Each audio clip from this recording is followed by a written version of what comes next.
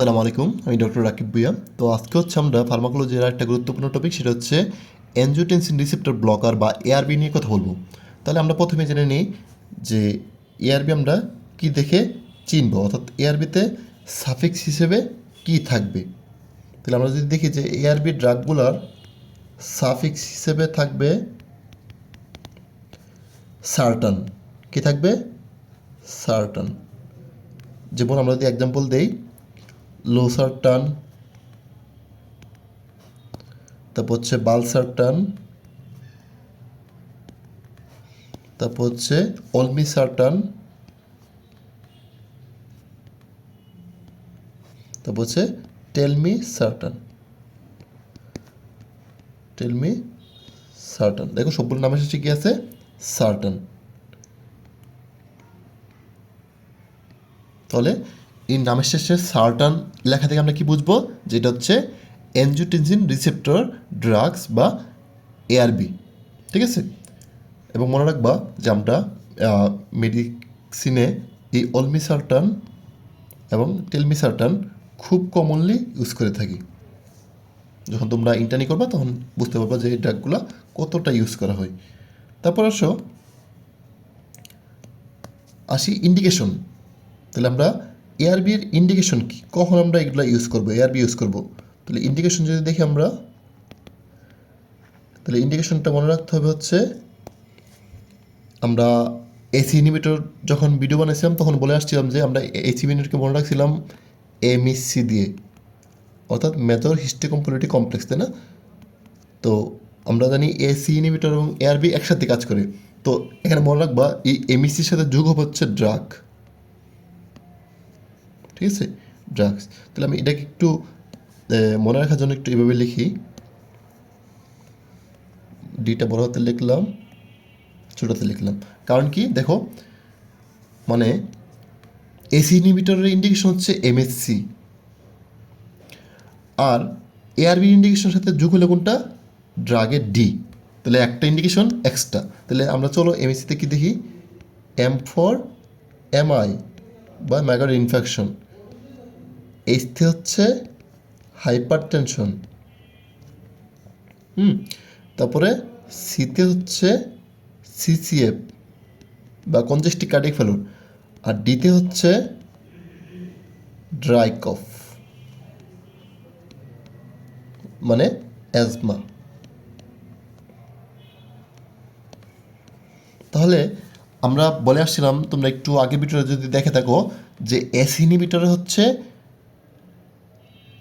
ইনহিবিটরগুলো আমরা ড্রাই কফ বা অ্যাজমাতে দিতে পারি না, বাট এই এআরবিগুলো আমরা কী করি, এই ড্রাই কফ বা অ্যাজমাতে আমরা দিতে পারি। অর্থাৎ যেসব পেশেন্টদের অ্যাজমা থাকবে তাদেরকে আমরা এসি ইনহিবিটর না দিয়ে কী করি, এআরবি দিই। তাহলে আমরা দেখো বাকি সবগুলো same, M for MI, H for hypertension, C for congestive cardiac ফেলোর।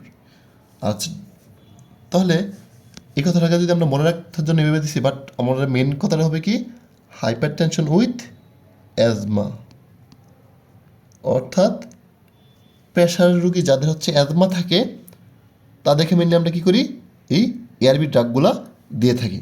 তাহলে আশা করি আজকের পর থেকে আর ভুল করবে না। তাহলে MI, hypertension with asthma and congestive cardiac failure, এআরবির ইন্ডিকেশন।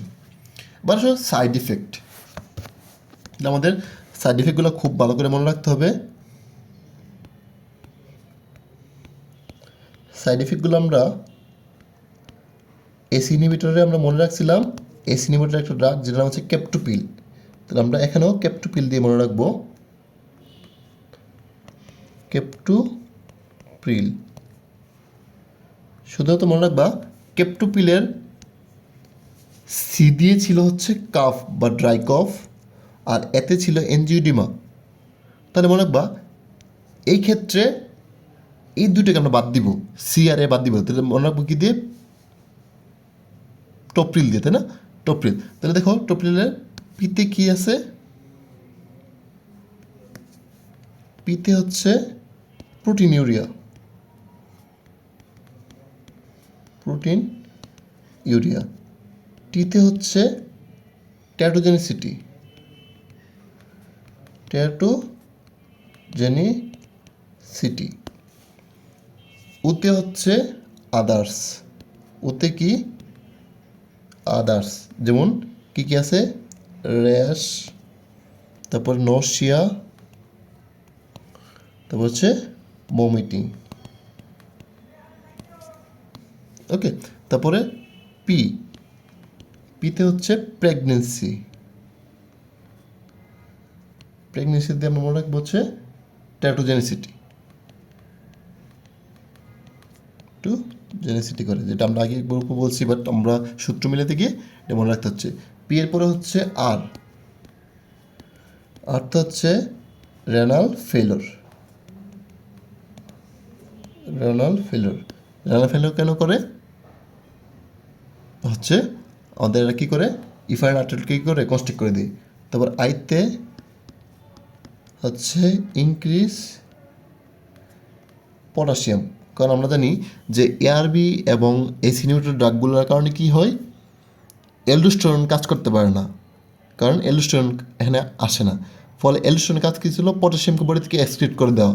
তো যেহেতু অ্যালডোস্টেরন কাজ করতে পারতেছে না, পটাশিয়াম বডি থেকে এক্সক্রিট হবে না, ফলে পটাশিয়ামের লেভেল বেড়ে যাবে। তারপরে লাস্টে এলতে হচ্ছে লো বিপি, অর্থাৎ তারা বিপি অনেক বেশি কমাই দিই।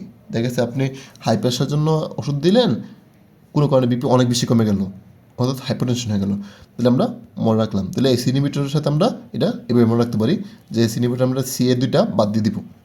দেখো আমি কিন্তু তোমাদের এসি ইনহিবিটরের সাথে এআরবিকে একসাথে পড়ে দিচ্ছি যেন তোমাদের মনে রাখতে সহজ হয়। তাহলে আমরা এখন আসি কন্ট্রাইন্ডিকেশন, অর্থাৎ কখন কখন আমরা এই ড্রাগগুলো ইউজ করতে পারবো না। কন্ট্রাইন্ডিকেশন যদি আমরা বলি, দেখো এসি ইনহিবিটর কন্ট্রাইন্ডিকেশন একটা আমরা বলছি আমরা অ্যাজমা বা ড্রাই কফ, কিন্তু এটা কিন্তু ড্রাই কফে দেওয়া যায়। সো এখানে ড্রাই কফটা কি আসবে না, কন্ট্রাইন্ডিকেশন হিসেবে আসবে না, আর বাকি সব এসি ইনহিবিটরের সাথে মিলবে, বাকি সব এসি ইনহিবিটরের সাথে মিলবে।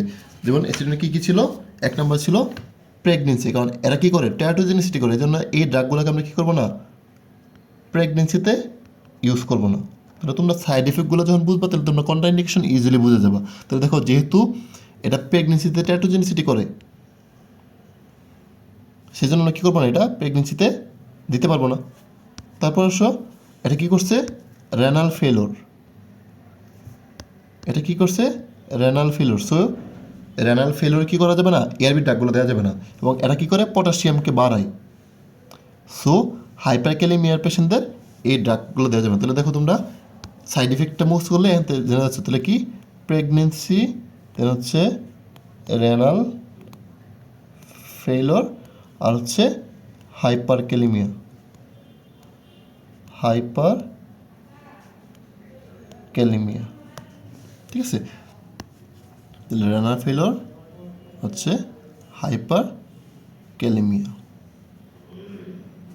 আশা করি আজকের পর থেকে এসি ইনহিবিটর এআরবিগুলো তোমাদের আর ঝামেলা হবে না। তাহলে এসি ইনহিবিটরের ক্ষেত্রে এই তিনটা মাসে কোনটা ছিল, তিনটার পাশাপাশি এক্সট্রা কী ছিল, ড্রাই কফ বা অ্যাজমা, ওইখানে দেওয়া যেত না, বাট এটা কিন্তু অ্যাজমাতে দেওয়া যায়। তাহলে দেখো এখানে ইন্ডিকেশনে চলে আসছে অ্যাজমা ড্রাই কফ, আর ওখানে কন্ট্রাইন্ডিকেশনে ছিল অ্যাজমা এবং ড্রাই কফ। এই এসি ইনহিবিটর এবং এআরবির মধ্যে এতটুকু ডিফারেন্ট, বাকি সব কিছু কি সেম, ঠিক আছে। তাহলে এই ছিল আমাদের এআরবি নিয়ে আলোচনা। আশা করি তোমরা সবাই বুঝতে পেরেছো। তোমাদের সবাইকে অনেক ধন্যবাদ। আসসালামু আলাইকুম।